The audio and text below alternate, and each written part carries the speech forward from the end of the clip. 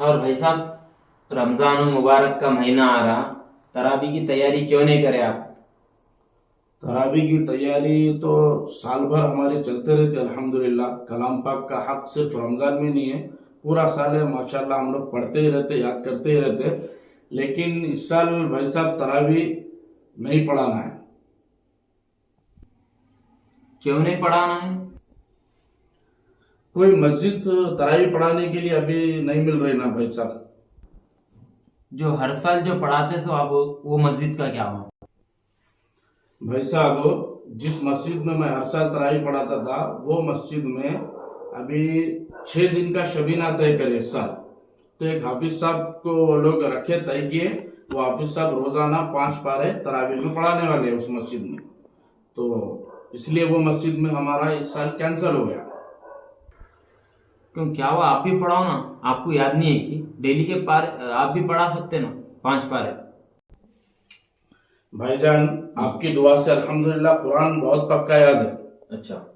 आप कहे तो मैं अभी 10 पारे भी आपको सुना सकता हूँ इंशाल्लाह, ऐसी कोई बात नहीं है। लेकिन ये शबीना हमसे नहीं होगा। क्यों? उसकी वजह यह है कि भाईजान, कुरान की बेहुरमती होती शबीना, और मस्जिद की बेअदबी होती। बहुत सारे मुसल्लियाने किराम बैठे हुए रहते वजू खाने पर, जब हाफिज साहब रुकू में जाते अल्लाह अकबर बोल के जब भाग कर आते तो वो कहाँ कुरान सुन रहे।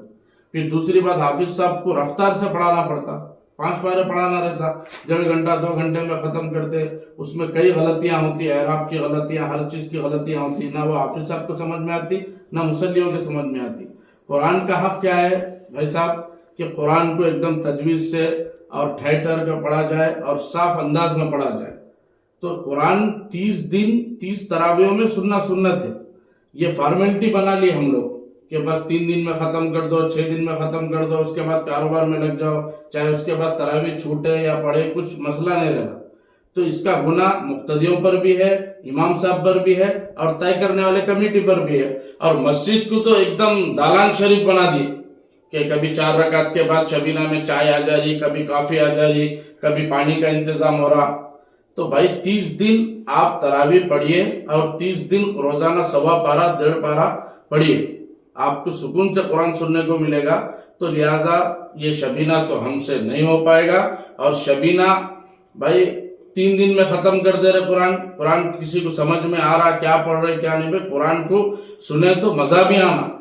अल्लाह का कलाम है, उसकी बेहुरमती नहीं होना ना भाई साहब। इस वजह से शबीना नहीं पढ़ाना है। 1.25 पारा 1.5 पारा पढ़ाना बिल्कुल सही है।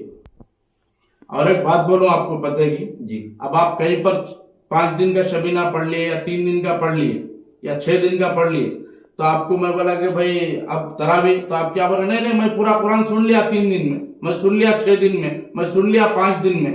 क्या है ये? फॉर्मेलिटी है ना। एक तो भाई तरावी पढ़ना मुस्तकिल सुन्नत है और कुरान पूरा सुनना मुस्तकिल सुन्नत है। तो दोनों काम होना ना। तब तो कुरान की बेहुरमती, मस्जिद की बेअदबी, एक ईद का समा हो जाता, कोई चाय ला रहा, कोई वजू खाने पे बैठ रहा, कोई बाथरूम को जाके आ रहा।